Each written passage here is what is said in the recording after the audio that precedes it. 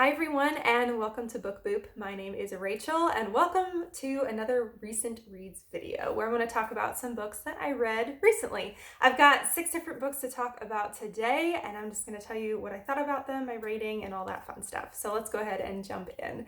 The first random one I hadn't originally planned to read but my sister-in-law gave me as a late birthday present is Book Love by Debbie Tung. And this is just a little book full of comics for book lovers, and it was really sweet and really cute and a very, very quick read, which thank you towards my Goodreads goal. That's always so helpful. I gave this, I think, like 4 stars. It was really cute, fast read. I mean, there's not a whole lot I can say about other than the fact, like, if you really love books and love reading, then you'll probably find pretty much all these comics relatable. So it was a really cute book and a good time. So there's my first one. The next one is another graphic novel, one that I wanted to read for the longest time, and that is The Tea Dragon Society by Katie O'Neill. This is about these little dragons that have tea leaves that grow out of their heads, and you harvest the tea leaves, and it's a apparently very delicious, wonderful tea, and it's sort of a lost art. And this sounded so cute. So many people have read this and given it like 5 out of 5 stars. Loved it so much. Best like graphic novel ever. I heard just so many good things about it. So I was very excited to read it. It is extremely short. It is an extremely short graphic novel. So it was a very, very quick read. I think it's supposed to be created to where like you can read it within the amount of time you drink a cup of tea, which I think is adorable.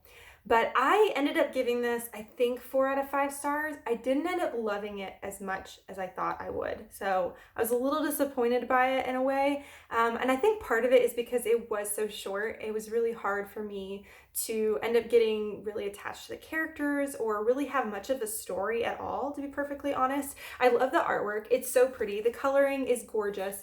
Honestly, my favorite thing about this graphic novel was the stuff in the back where it told you about all the different tea dragons and how to take care of them. It listed all the different types of dragons.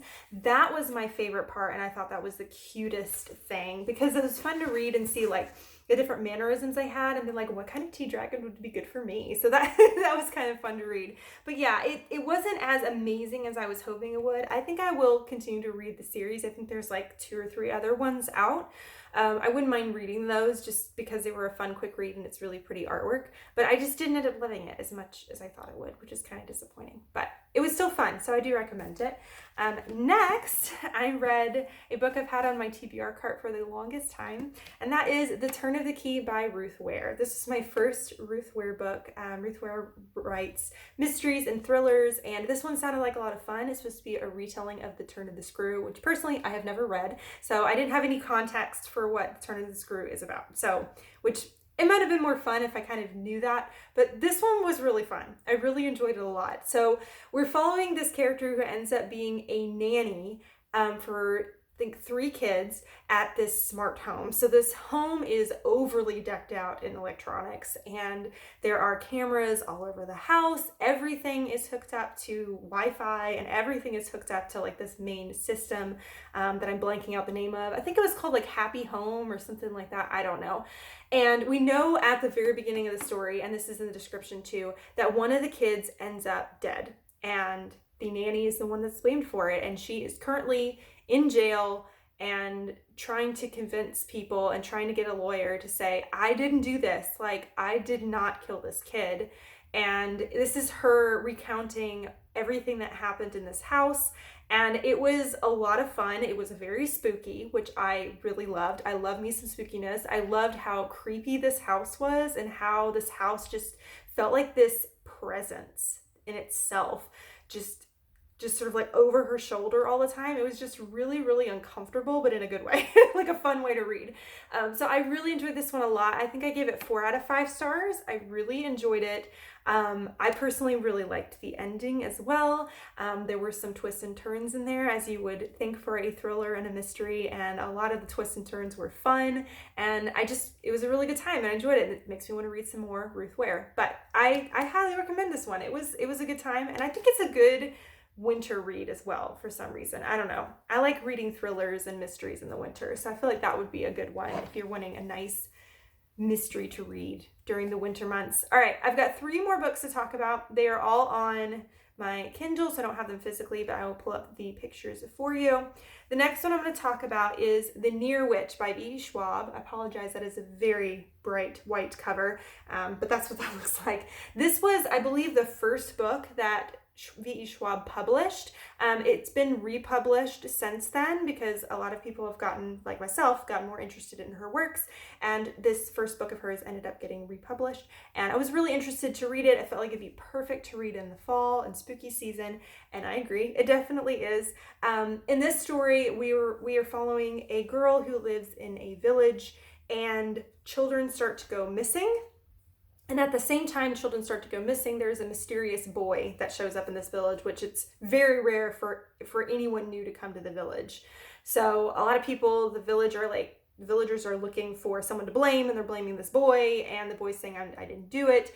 And they think that the girl thinks it's a person called the Near Witch, which is someone from their local history and lore in their village. And it was pretty good, okay? I ended up giving it 3 out of 5. I didn't love it. I didn't hate it. You definitely could tell this is one of V. Schwab's earlier works. She still is great with atmosphere. It was still well written, but you could tell it just wasn't quite as seasoned as some of her other books have been.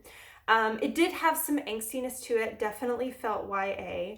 I will say I did like the vibe of this book. It reminded me a lot. If you happen to see the Fear Street R.L. Stine movies that came out on Netflix, the third one that takes place like in the past in like the 16 or 1700s, I think it was or was it 1666 is when that one. I think that's the name of the movie too. That movie to me was this book. Like the vibe of this book, the vibe of the village, the vibe of the story, kind of like what was going on with this Near Witch thing. It very much reminded me of that movie. So that was a lot of fun because I was able to kind of visualize a lot of this book more because of the movie that I saw. So it just kind of gave me those good like vibes and reminded me of that movie, which I really liked. But I didn't end up loving as much as I hoped I would. It definitely felt YA and angsty. It definitely had insta-love. I'm not a huge fan of insta-love. I like a slow burn. So this had like insta-love in it that it just didn't feel very believable, but it's still worth a read. I would say it's still worth a read. So if you're interested in it, I won't deter you and say, don't read it, it's terrible. But it just wasn't, definitely not my favorite V. Schwab work, which I figured it wouldn't be because it's her first one and she's kind of explored other ideas that are a little bit more in depth than this one was. So that's what I thought about that one. Couple more left. Ooh, which one do I want to talk about first? Let's talk about this one. Let's talk about Under the Whispering Door by T.J. Klune. So I read The House on the Cerulean Sea by T.J. Klune last year, and I gave it 5 out of 5. I really, really loved it. I loved the vibe of it. It was basically middle grade for adults. It was very heartwarming and wonderful. And this one sounded like it was going to be the same. In this story, we are following this man who has recently died. And unfortunately, he finds that very not helpful. And he doesn't want to be dead. And he doesn't understand why he's dead. And the Reaper comes to get him and take him to a ferryman. And this ferryman is someone who owns a tea shop. And he basically helps spirits of those who have passed, kind of helps them to come to grips with the fact that they're dead and helps them move on to the afterlife and go through the Whispering Door, which is the door you go through to go to the afterlife. And so he ends up going to this tea shop and he's stuck there. He's stuck there until he decides to pass on. And he just still doesn't want to accept that he's dead. And he wasn't a terribly good person in life and just wasn't very nice and didn't feel like he got to live the life that he wanted to live. And he ends up becoming really close with this ferryman and they end up becoming really good friends. And it's a very heartwarming book for sure. I loved the concept of it. I love the idea of this like tea shop and kind of ghosts and things because I love anything ghosty. And it sounded like something I would really love and sounded like something that was going to be along the same vein and vibe as House on the Cerulean Sea. And it was. I did really enjoy it. I would say I didn't like it as much as his first work. I would say this is like a 4.5. So close to 5, just not quite there. It had a lot of similar vibes as House of the Cerulean Sea, a lot of similar language and word pictures, I would say. A lot of introspective, thoughtful prose is very similar in both books. So it has a very similar vibe, very similar writing style, very similar feel. I kind of enjoyed the characters. I will say I had a really hard time picturing in my mind what the main character looked like and who he was, because a lot of the times his behavior was a lot older than himself, and then we were reminded over and over like he was actually younger, like I think in his 30s, and that his character did not give off that vibe. So I had a really hard time remembering kind of around what age the character was in, and also like what the character looked like. I was having trouble picturing the character, and I know that's not like a huge problem, but I just had a lot of trouble with it. But this book did make me cry. I had a feeling it would. I didn't like bawl and sob, but I did tear up and get choked up towards the end of this book. And I knew I would, because his first book kind of made me do that too. And I knew it was going to be very heartfelt, and it was good. And I did enjoy it a lot. It was, again, 4.5 out of 5. So I highly recommend. It was good. Liked House in the Cerulean Sea better, I think mainly because of the kid characters. I love the kid characters a lot. Yes. So I'm glad I got to this one, and I finally got through that because I was excited to read it and see what I thought about it. So that one was fun. All right, we got one more to talk about, if I can get the picture to pull up. And that is The Last Graduate by Naomi Novik. I love the covers of these books. They're so pretty. This is the second book in the Scholomance series. Yeah, lesson 2 of the Scholomance. So it's called the Scholomance series, and it's basically Dark Hogwarts. In this particular world, if you are a child who is able to perform magic, then you want to go to the Scholomance. The reason you do is because when you are young and don't know how to control your magic yet, there are these monsters, the malefactors?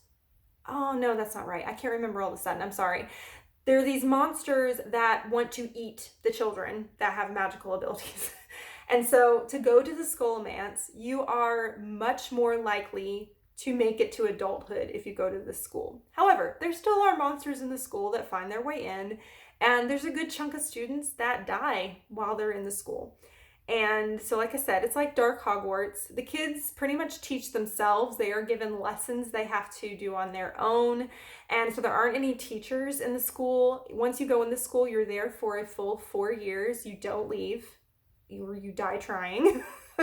So it's very, very dark, I will say. I enjoyed the second one a lot more than the first. The first had a lot of world building. And it was a lot of stream of consciousness writing style, which normally is not my thing.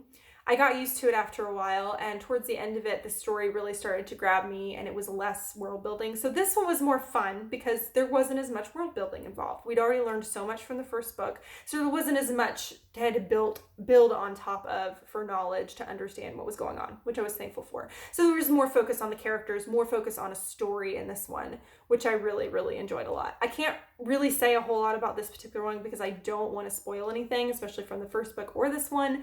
But I will tell you, the end of this book, I wanted to chuck it across the room, and I was so close.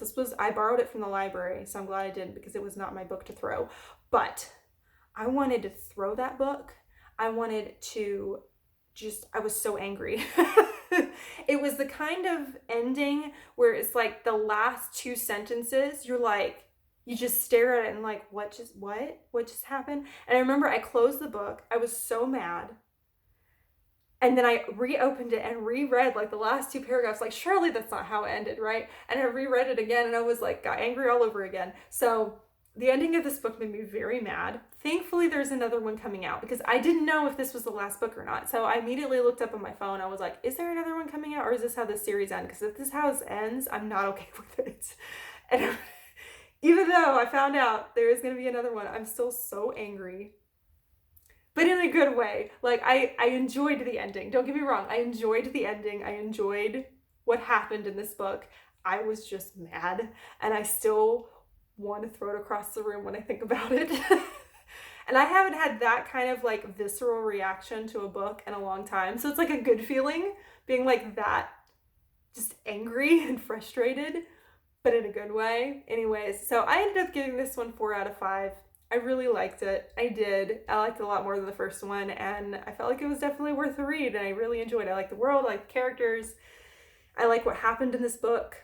It was fun. It was fun. I enjoyed it, even though it ripped my heart out at the end. So I'm still mad at Naomi Novik. Yeah, I'm still mad at her. So those are all the books I'm going to talk about today. Let's get more towards the middle here. Let me know down below if you've read any of these.